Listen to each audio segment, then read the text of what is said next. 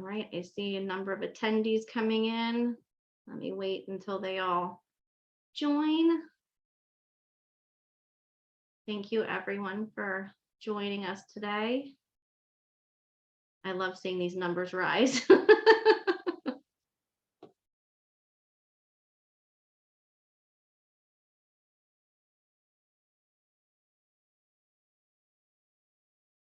Well, I will go ahead and get started because I know some people will be coming in and out of this session. So welcome everyone to the first of many 2023 Sterling Martin Associates hosted webinar sessions. My name is Jessica Kilman. I am the Director of Client Services with Sterling Martin Associates. And today's session is about how is your association addressing hybrid work, cultural shifts, and new norms. Today, we'll cover the need for associations to accommodate expectations that reflect the new normal, what leaders can do to retain and support staff, build new capacities, and create a sense of stability and belonging during a transformational and uncertain time. Just a few webinar housekeeping items. We do have your cameras off and audio is muted. Also, the chat feature has been disabled. However, we have opened up the button for Q&A, so please feel free to ask questions, make comments. I will be moderating that, so I'm happy to take those in and ask them. We are trying to allot time at the end for questions, so if we do not, however, get to your question, I do have a slide at the end of this presentation with the panel emails. So please feel free to contact them and they would be happy to provide you some feedback with your question. And now for the wonderful panelist group that we have for you today, we have David Martin is the CEO of Sterling Martin Associates, the executive recruiting firm based out of Washington, D.C. We have Katrina Holland, CEO of the American College of Nurse Midwives, the professional association that represents certified nurse midwives and certified midwives in the U.S. And we have Sherry Sase-Tufor. She is the CEO of the Pediatric Nursing Certification Board, the largest and most essential organization for the certification, continuing education, and competency development of pediatric nursing professionals. Now I will turn it over to you, David. Great, thank you very much, Jessica, and welcome Katrina and Sherry. Looking forward to having this conversation with you today, and welcome to all the attendees who have joined us online.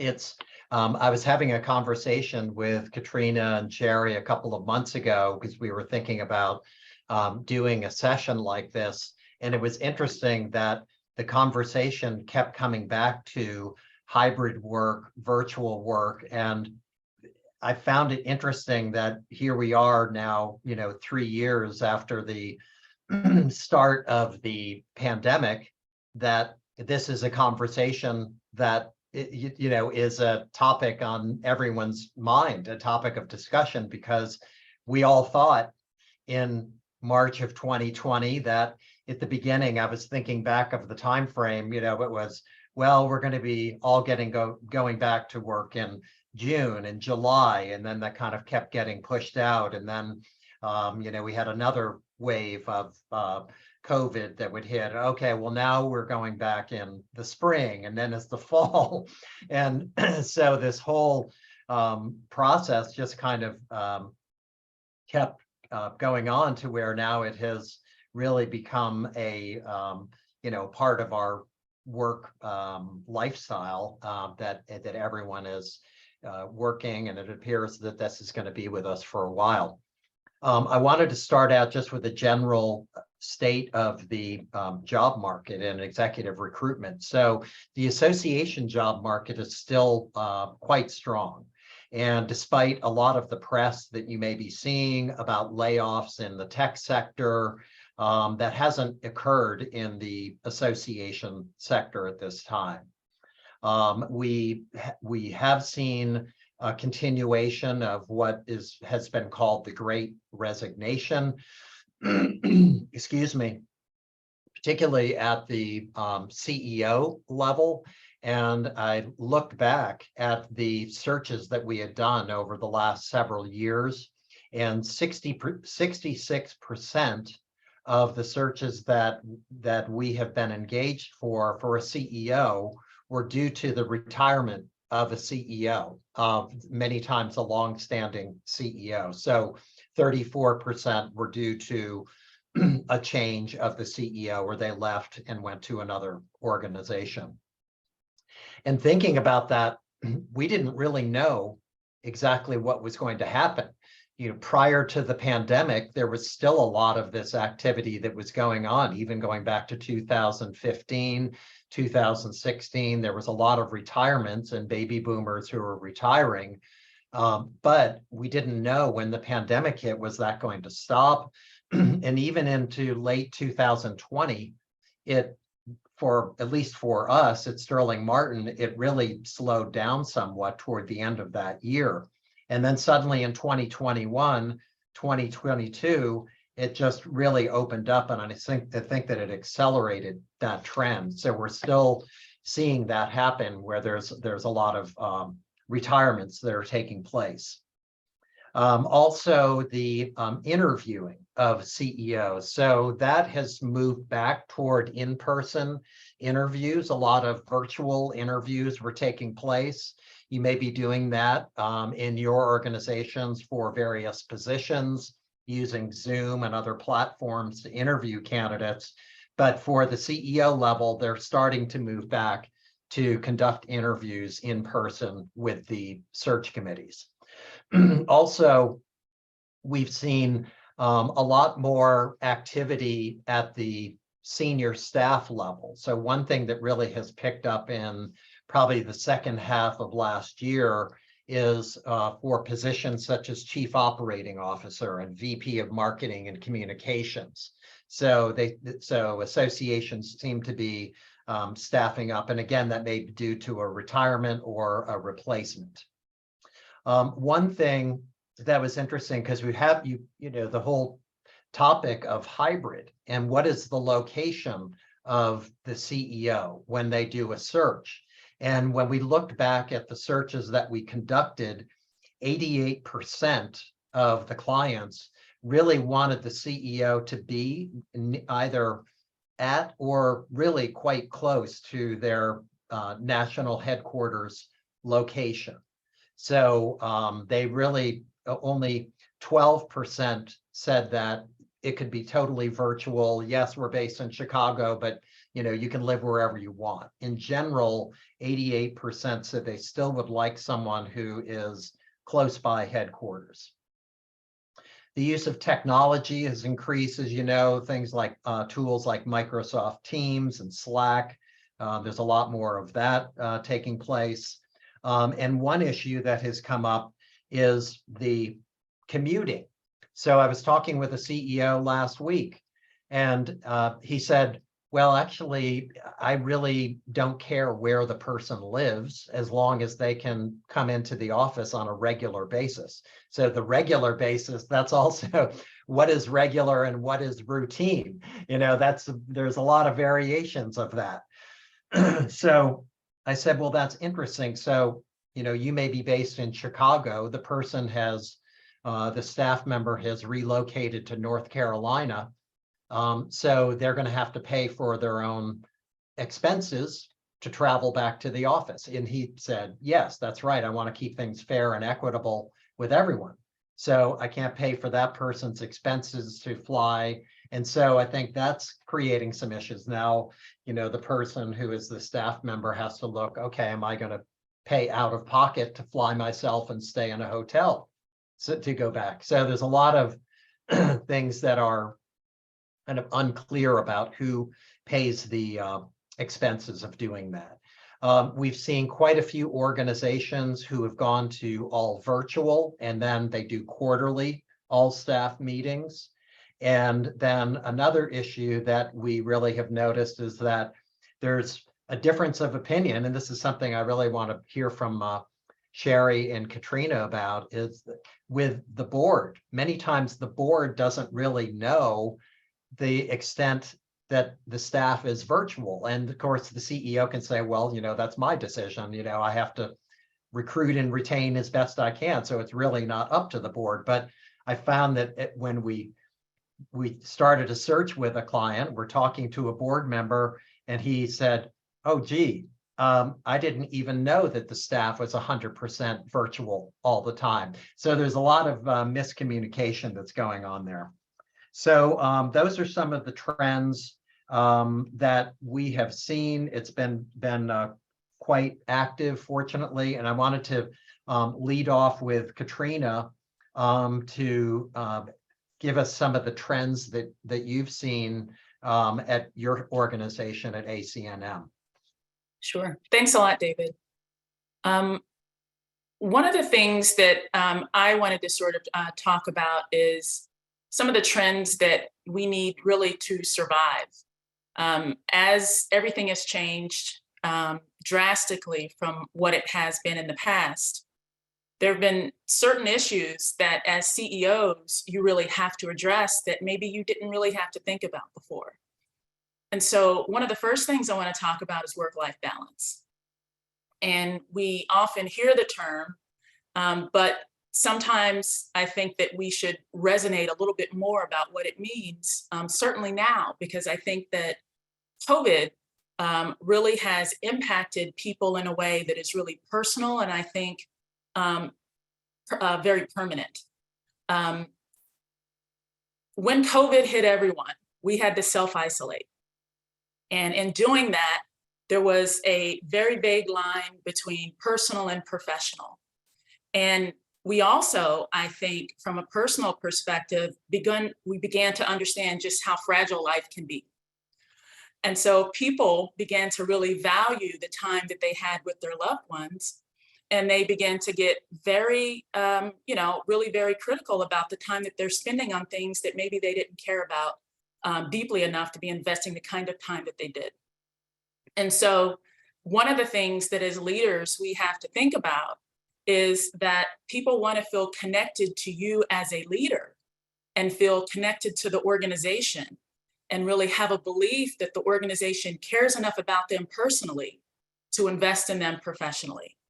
And so I think work-life balance is something that really came into the forefront with COVID and is something that I think is really going to be here to stay as we move into the future.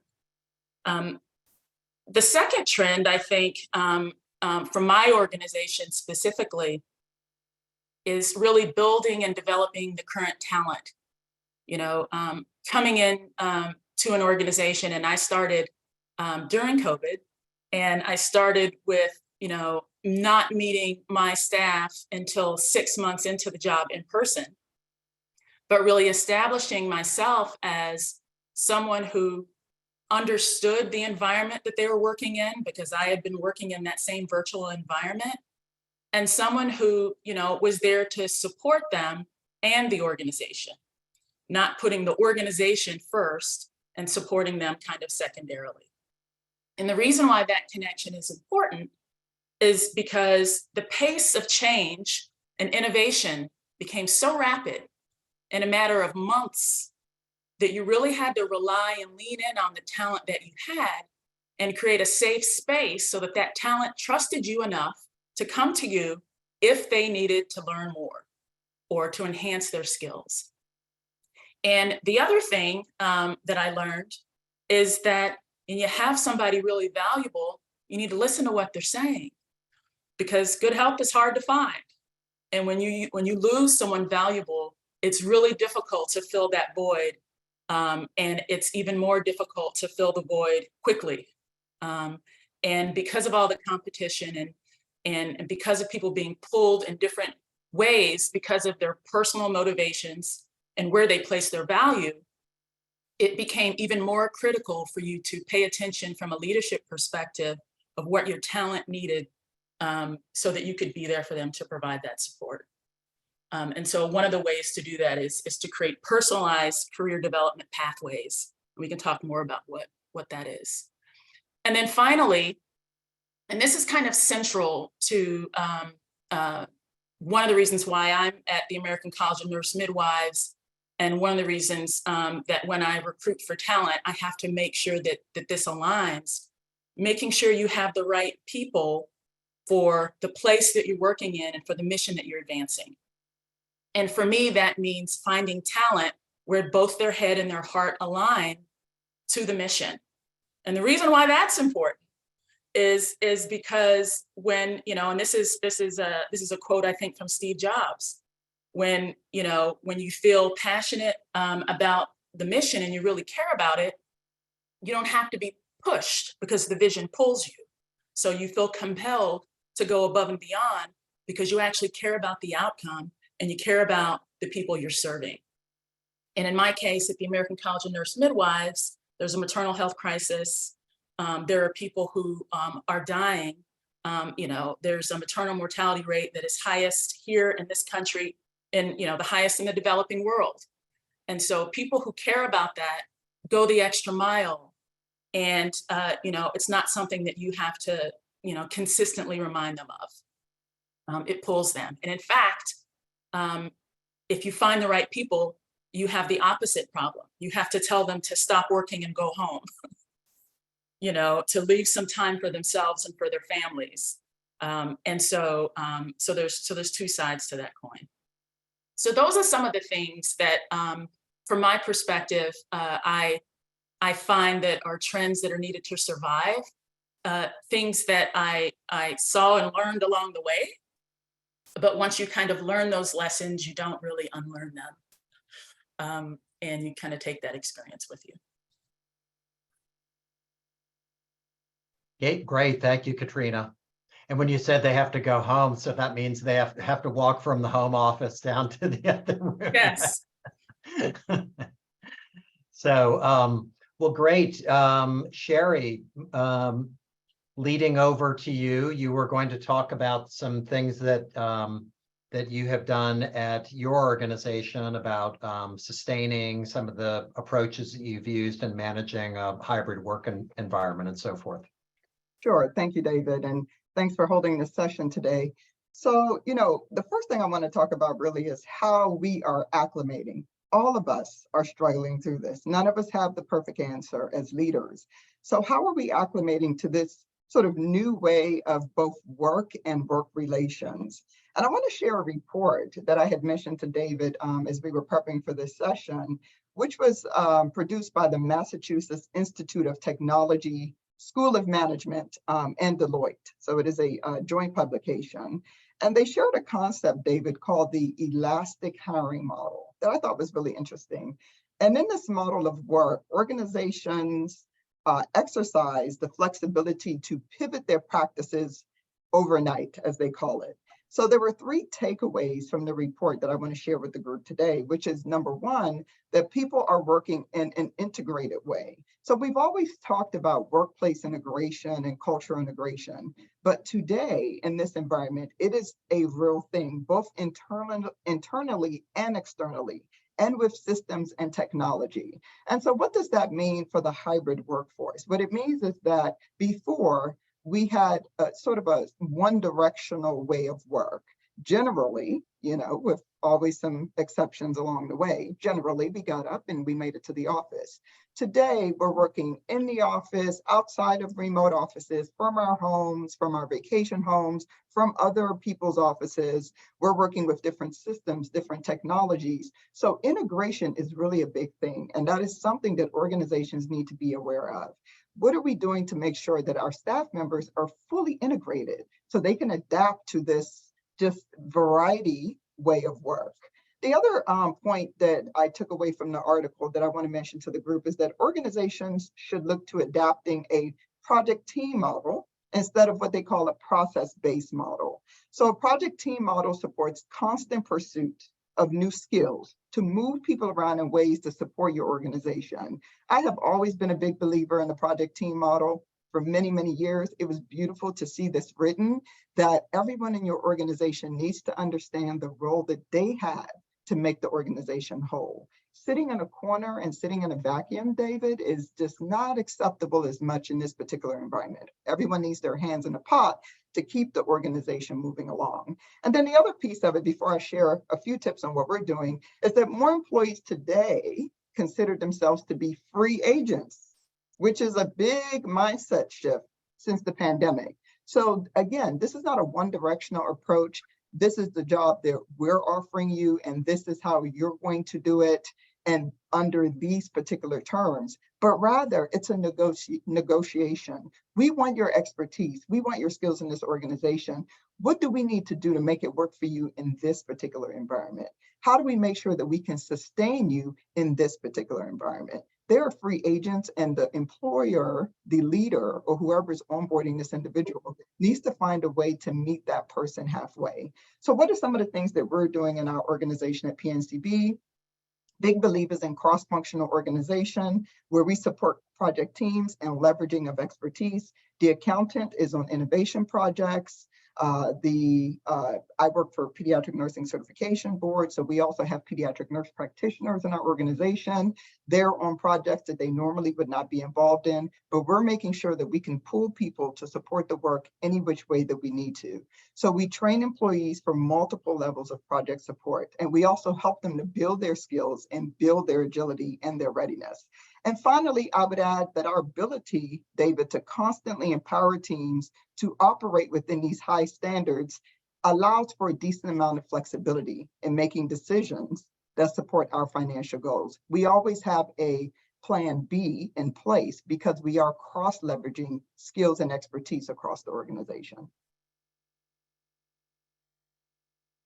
Great, thank you, Sherry. We have a few questions that have come in.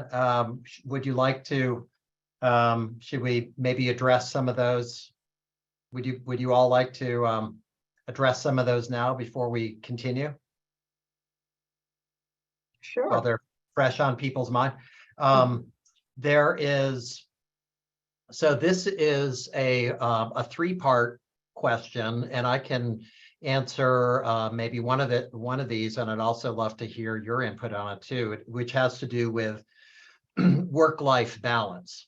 Are you seeing experiments in the 4-day work week? So that would be one part.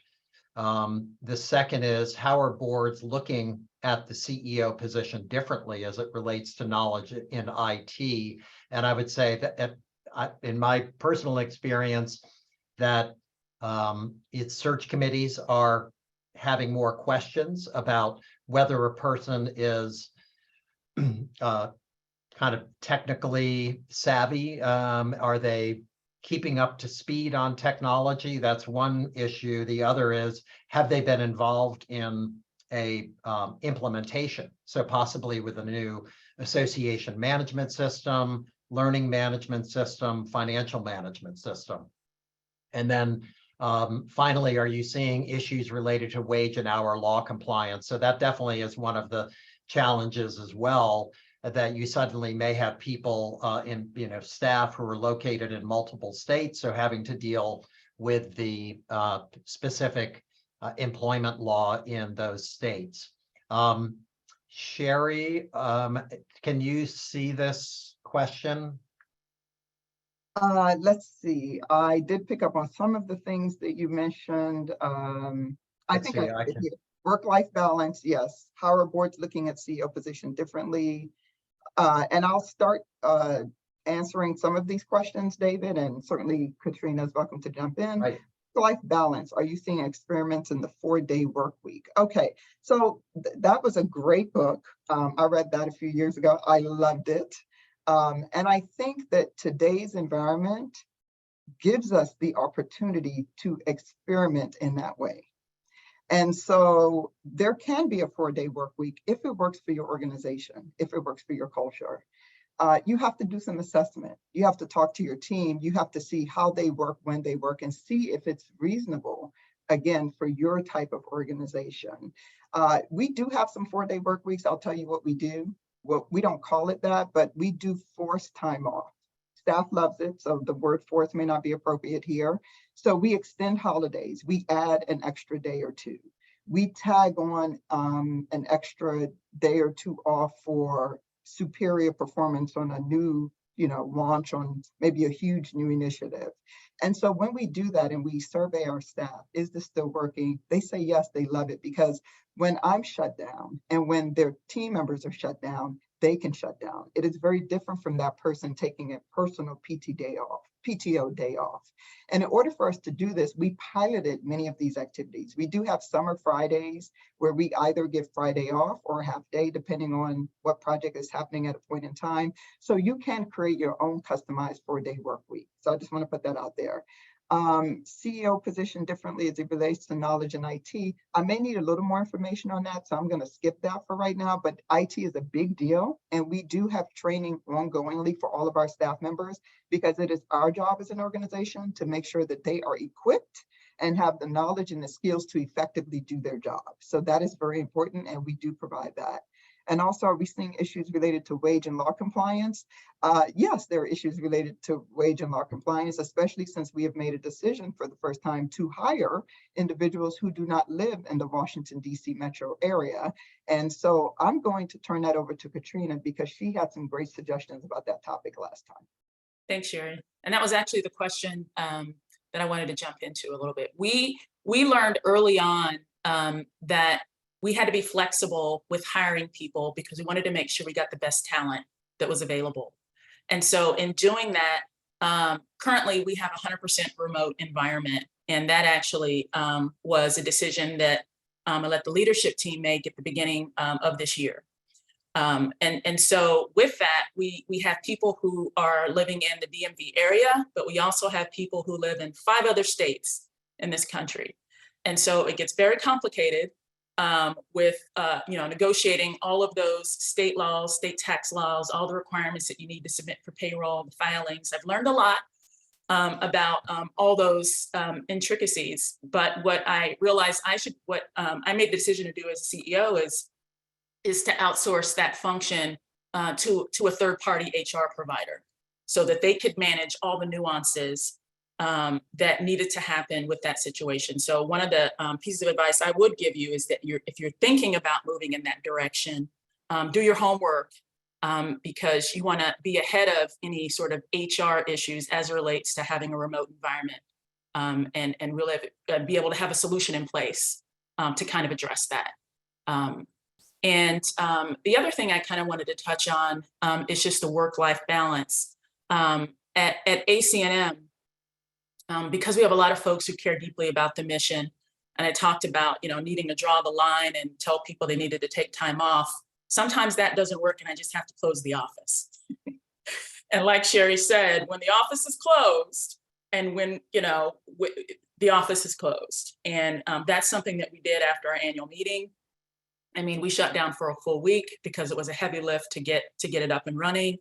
That's something that we do after significant wins. From just an accountability perspective during the week, because people are remote, we measure performance based on how people are performing.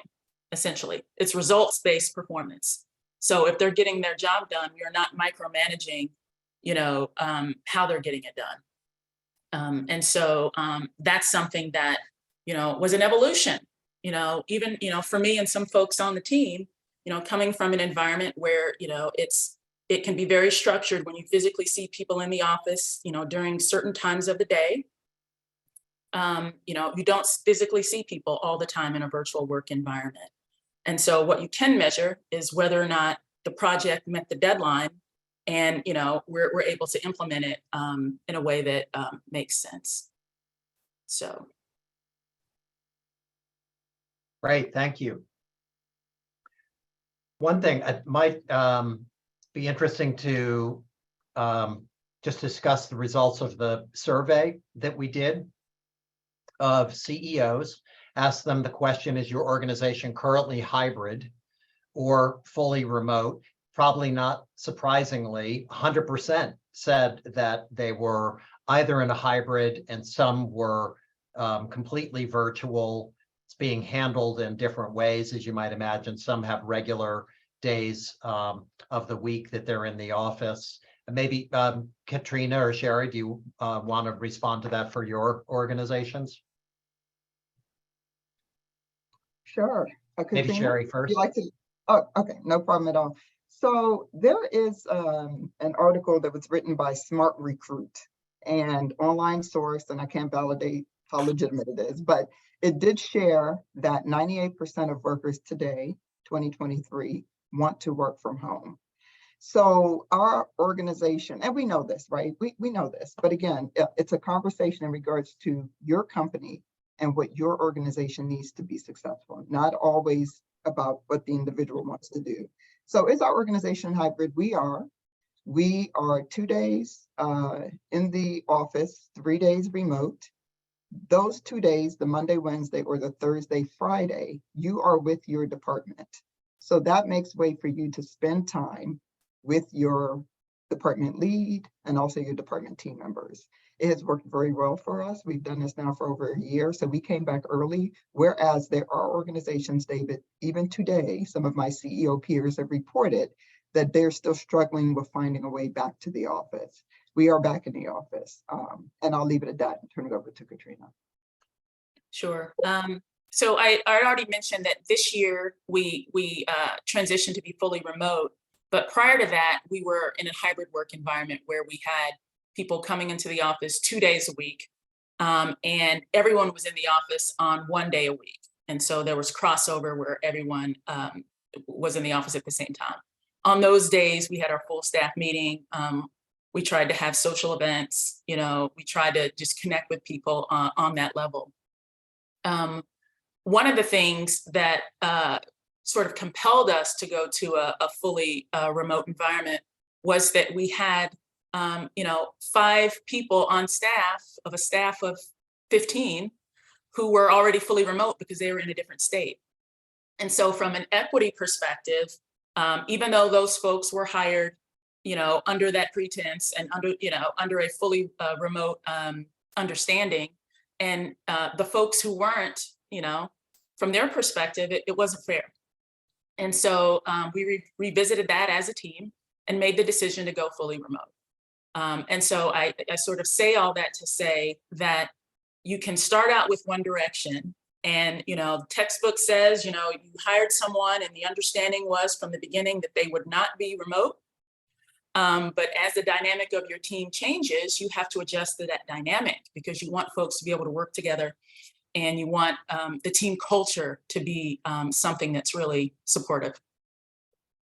And let me add one more item, David, that Katrina just brought to my top of mind. When she talked about individuals who are not working within the local premises. So again, we do have pediatric nurse practitioners who live in other states. And the way that we engage them with our local staff is every all staff quarterly meeting, which we have 3 a year. We moved it from 4 to 3, is on site. And if you are a full-time remote employee, you are required to come down to the DC area and join us for 2 days. And when they come down, we spend a whole day on just prioritizing, going to work parties and operational issues and everything else. So one full day is business, but the next day we actually do engagement. We've gone to the theater, Kennedy Center, we've done luncheons, we've done all kinds of things. So we have 2 days together for camaraderie, for engagement, where they can sit together, and they are required to come and meet us in person. That's a requirement, and that's something that is communicated up front as they are hired. So those are other ways that we're engaging in a hybrid environment. Thank you, Sherry. What about, one of you mentioned that you're offering staff training or certification opportunities to improve engagement. Katrina, is that something that maybe you could start out with, and then Sherry? Sure. One of the things that we like to focus on is just having a, kind of a personal career development pathway. So for us, that means that, if you're hired into the organization, one of the first things we want to do is connect with, the person within 3 months to kind of scope out what their goals are, and they're collaborating with their direct report, and have an open conversation about, where they see themselves professionally, not just within ACNM, but beyond ACNM. And the director, knowing what our goals are, is charged with really aligning our goals to where this individual wants or needs to be. And so that could mean making sure that, they get put on, a project team, a cross-functional project team, much like, what Sherry was talking about, putting them in situations where perhaps in the past, an accountant wouldn't be on a project team to implement the association management system. But there are skills that he or she could learn by being in that environment. And it helps to people to create a sense of teamwork and understanding and appreciating the different skills that people are bringing to the table to get things done. So we just kind of try to align people's personal and professional goals with what the organization needs to accomplish, and put them in a position in our organization where it's going to help to both help them learn and help us advance what we need done. Thank you. And Sherry, any training or certifications that you've Yes. started? Or Oh, sure. Training is happening in a variety of ways. We do call the PNCB a learning culture. It's something that we are evolving since I've been in this role for 2+ years. And as part of the learning culture, again, the first thing is you have to ask your staff what it is that they want. It doesn't mean that, of course, they're going to get everything that they that they put on paper, but you need to get an idea of what they're thinking and what motivates them. And one of the things, they shared a couple of things. Technology was a big deal. You would be very surprised now that we are living in the Teams and Zoom era of business, how many people do not want to speak up in your organizations and tell you that they do not know how to fully operationalize a Zoom. And so by doing surveys, we learned that was the large majority of our staff. They're great people, they do great work, they have wonderful technical expertise, but they're not expected to know everything. So they want a technology training. Certainly they want more information, more understanding of the industry of pediatric nursing. So that's another area as well. And then in today's world, other things are just as equally important. Mental wellness is important. So we've had a wellness coach provide some training and guidance for staff. We also make sure that we regularly communicate, David, that we do have a healthy benefits plan and that staff can also utilize that for additional learning and engagement. Of course, I am a member of the American Society of Association Executive Board of Directors, and ASAE has a plethora of knowledge, content knowledge in every area of association management. We are Circle members, and that is at the disposal of staff. And then, of course, industry training. So we are a learning culture, and I fully support staff members who want to continue to learn because that only supports the work of the organization. Great, thank you. One thing that occurred to me, this is a little off script because we've really been talking internally about staff within the organization, but what about the membership? Has this changed your communication model? Has it had has it caused downward pressure on the membership overall, or has there actually been increased membership engagement because of the use of new types of tools? Sherry, do you want to start out with that? Yeah, it's the latter. So because of the new technologies and also, just being very careful and considerate about our industry, just like Katrina's industry, with advanced practice nurses, we certainly don't want to take them away from their patients. We certainly want to make sure that they are safe at all times because we need them to do the work, the important work that they do. So we did have to shift all of our business practices to virtual. And so it was just a matter of communicating the why behind that, which they certainly understood. And engagement has soared. I mean, we have so many hands in the air. We are just sort of pocketing them and hoping that we can fit them in a role, whether a task force, an advisory group, committee engagement. But this has not really stopped or slowed down business continuity. I think people just need to understand that this is the world that we live in today, and we need to make the best of it because at the end of the day, it's not the personal issues, it's making sure that the organization is making sure that we are doing what needs to be done in the best interests of the organization. And we need everyone on board to make that happen. Yep. And Katrina? Yeah, I would say it's the latter too. I think that the engagement, especially of our members, has become much more agile. You know, people are very comfortable setting up a Zoom. They're very comfortable. In fact, you know, it's kind of the opposite. You know, we're trying to make sure that there is balance and there's not too many meetings piling up and some over engagement, if you will. And so I think that's given us flexibility that I know we didn't have in the past. And I think people feel more accessible too, to each other. So that, you know, even though last year was, you know, the first time in a couple of years they saw each other in person, which they loved and appreciated at the annual meeting, they have also realized that there's opportunities for us to engage even beyond the people who always show up to the annual meeting. You know, for example, this year our business meeting will be virtual, you know, so that every person who's a member has the opportunity to engage in the conversations and, you know, have a voice in what's going on in the college. And so I think that people have really leaned into that, are comfortable with it, and it's really been a plus. Great, thank you. We have two questions. I definitely want to address those as well, but just I wanted to finish on that particular point. What about board engagement? So has this changed the way that you interact with the board? Previously, it was, you know, many organizations, it was the traditional, okay, we do this many in person, we do 4 meetings a year, we get together for this one and what have you. So now is it more frequent meetings or are you doing them all by Zoom? How is it? Katrina, do you want to start out with that? Because I started laughing, you're like, she has something to say about this. I started during COVID, right? So, you know, I started with the board who is engaged, continues to be very engaged. We are in touch regularly.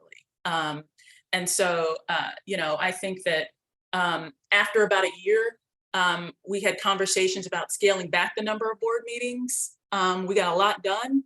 But at the same time, I think that people grew very fond of having that connection and having the communication, right? The open lines of communication. They love that. And so, you know, I kind of acquiesced and said, all right, that's okay. We'll continue to have, right now our board meets monthly. And it's not a full board meeting. Sometimes it's an hour, hour and a half, but they like to check in and they like to have access to each other just to make sure that they can support each other. They're advanced practice nurses, but they're also midwives. And also so that they can check in with me to see if anything has changed that they should know about so that they can be in a position to lead. And so I think that could be something that's cultural, but they've really leaned into the engagement and the requirement to be in contact. Thank you. And the monthly meeting, is that different than prior to COVID? Did they meet quarterly or did they always meet like by conference call or something? I guess you were there, so. I think that prior to COVID, or at least maybe a few months before, they had always met quarterly. Okay. And so, but once they got a little taste of that. Right. And Sherry, how about your board? And how about my board in regards to? In terms of, you know, engagement in general, has the cadence of the meetings changed with them? You know, did you have do you have more frequent meetings than you used to have and so forth? We do meet monthly and we meet twice a year on site for 2 days. And so when we talk, monthly is virtual, was always virtual, and then twice a year on site. So when we talk about engagement, I'll spin it in a different way in terms of what we have incorporated into the board meetings to create more engagement. So with that being said, more interactive tools, you know, Zoom has a whiteboard, you know, helping them, you know, to use the reactions, the chat features.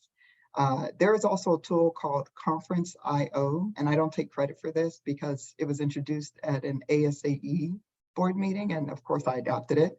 And Conference.io allows you to use your cell phone and a QR code, and the board can, you know, enter their comments and it will display real time on the screen. They all can look at it, and then you can control the display. Do you want it in a chart? Do you want it as a bulleted item? Do you want the comments to read as a collage? So that has been beautiful because we know that some board members are louder than others. And it's allowed those with the lower voices to be able to share their thoughts, and then we can call on them to express themselves. And so we have been using those types of tools to bring out more engagement, especially in a more remote type of environment. So That's great. Thank you. One of the questions is, do you have your staff resisted coming back into the office? If so, how did you handle that as a CEO? So Sherry or Katrina? Sherry, you want to start out? Sure. So I saw that question and I was like, you know, it's going to happen. You know, it's going to, and you know, you might have 50% that resist too. I had a CEO tell me, actually a chief staff officer said that they're about 200 deep in terms of staff. That's pretty big for an association. And the large majority are resisting. And I'm like, wow. So a couple of things here. Number one, you need to talk to the individual. You need to find out what is paining this person. Like, what's wrong? You know, what is happening here that would stop you from performing your job in the way that you was once performing it? And number two, I don't know what your culture is currently. I don't know if you have people back in the office 5 days a week, or if you are hybrid and the person's like, no, I want to be remote. But your culture is the responsibility of everyone. So when I read that question, what I'm seeing is that they're not understanding the norms of your organization. Like, what is important to your organization and what type of workers do you need to make sure that you're supporting the goals of the organization and not necessarily the individual, right? Although as a leader, we have to take all these different things into account, even the person.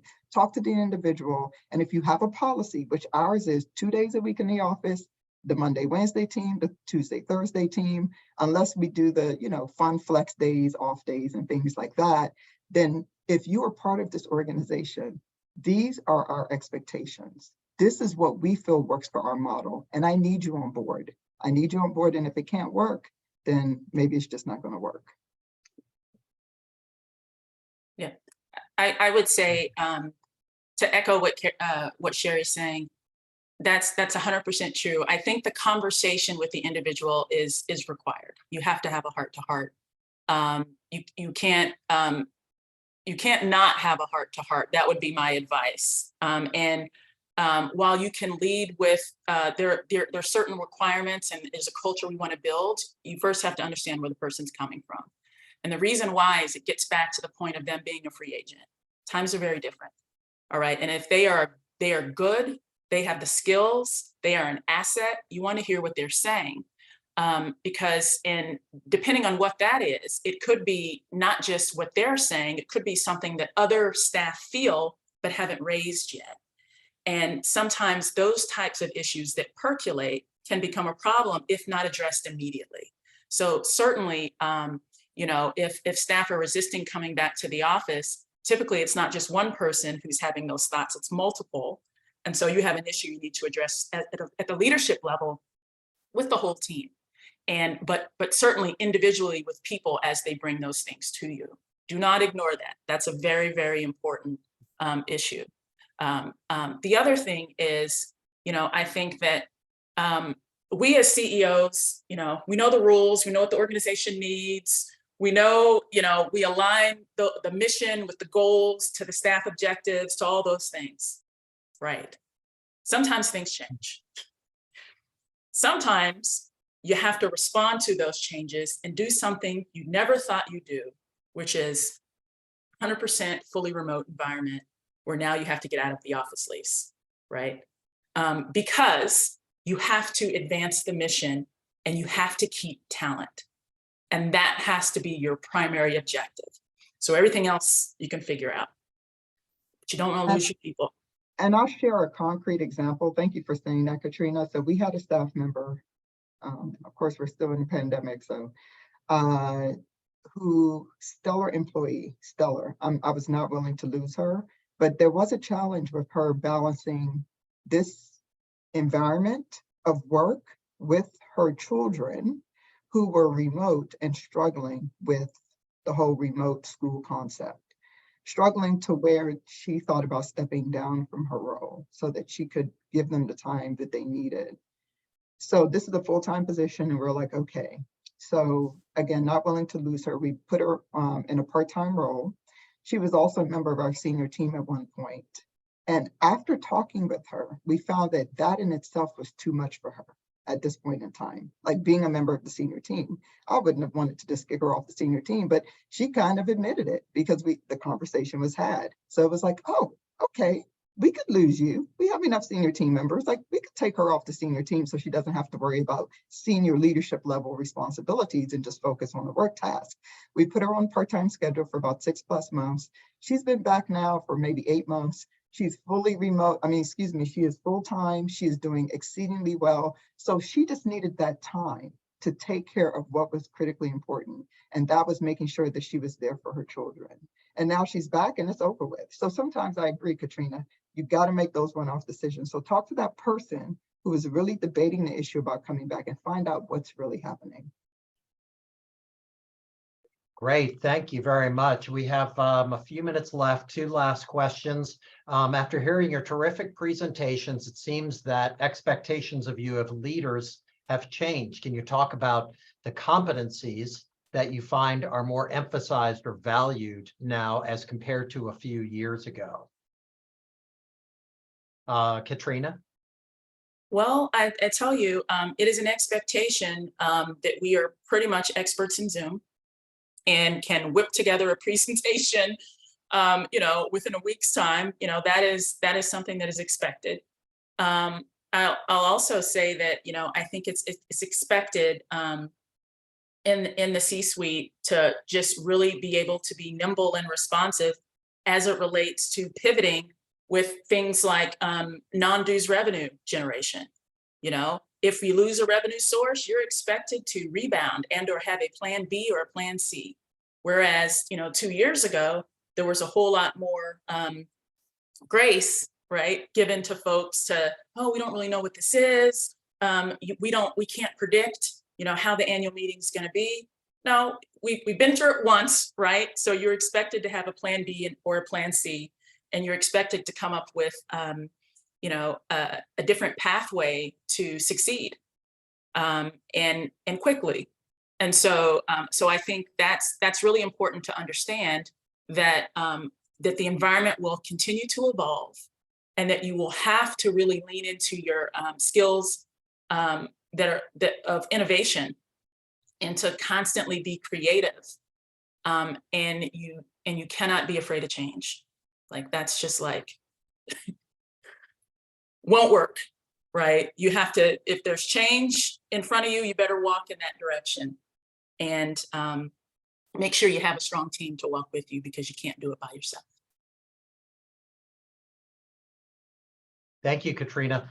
Sherry, we have about 5 minutes left. Do you want to either address that or the last question related to what metric you use for accountability?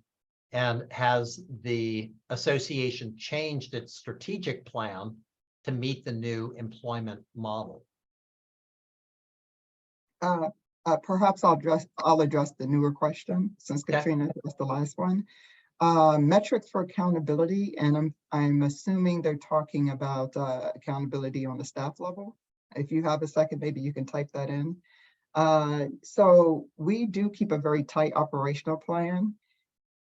There's multiple layers to this. All our staff, our 21 staff members, I make 21, have goals that align with our objectives and our strategic goals. So as an employee, it's not just about your job description, but you also have a goal that's helping us to reach our mission and vision. And we have an operational plan, and your name is on that plan.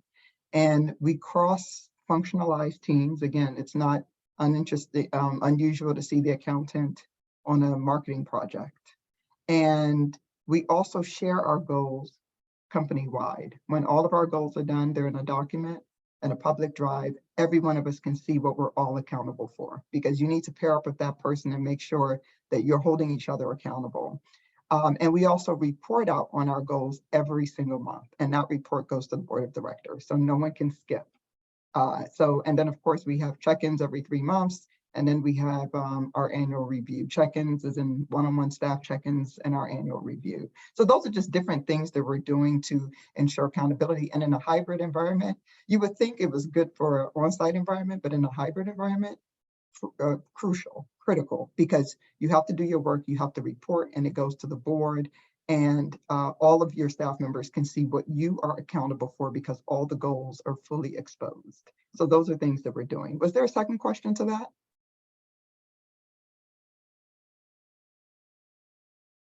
No, I think I you were believe just that was clarifying it. the accountability had to do with staff. Mhm. Okay, all right. I didn't know if there was a second part to that question, but that's our process at the PNCB. Oh, and are we changing our plan? No, we're not. But what you should be doing is revisiting your strategic plan every year. And so our new plan has been in effect for about a year. And this is best practice too. ASAE just had their chief officer symposium and they talked about this. So it's not about changing it, but the board needs to look at it to see if it is still relevant, to see if it's an opportunity to make some shifts, to take some things off your agenda that would not be adequate in the current environment. So you should be reviewing that on an annual basis with your board to make those type of decisions. Great. Well, Katrina and Sherry and Jessica, thank you very much.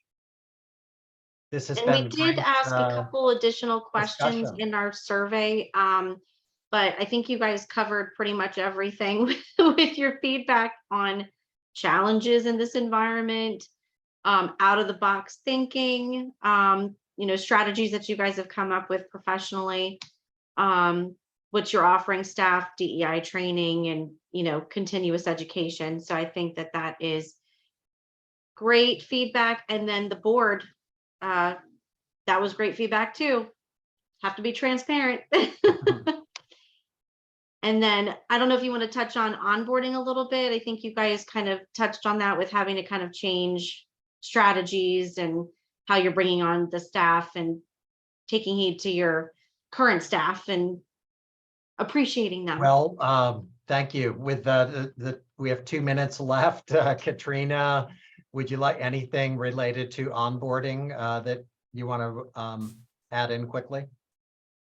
Well, I think we kind of covered it, with all the things that we talked about, making sure you have the right person, that he or she aligns with the mission, and really making sure that, as soon as they're in the organization, aligning what they want to do personally and professionally to the goals that you as a CEO have and the mission for the organization. And then, what Sherry talked about feeds right into that, making it transparent and holding people accountable. From the staff all the way up to the board, so that you can continue to advance what you need to advance. Great, thank you. Sherry, any final words of wisdom? Otherwise, I think we're ready to sign off. Just that we're not expected to have all the answers. And although, there are people that think we should, you have a team, lean on your team. And it doesn't matter what level. If they're the assistant of the organization or a chief staff officer, we're all in this together. And they will feel empowered when you go to them to say, we're dealing with this issue. What do you have to offer? How can we think through this collectively as an organization? They will value that. So use the people in front of you so that you can make the organization even more successful. You don't need to do this work alone. Those days are over. That's it. Thank you very much to all of you and to all of the attendees who joined us today. Really enjoyed this discussion.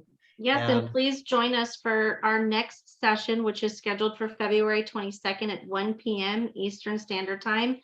And the title of this session is First Time Executive Director, CEOs, and New Perspective. So we will be sending out the information to you, and also keep an eye on our Sterling Martin website. Thank you very much, everyone. Thank you. Thank you. Look forward to seeing you 3D, as they say, in person soon. Nice. Thanks a lot. Thank you. Bye-bye. Bye.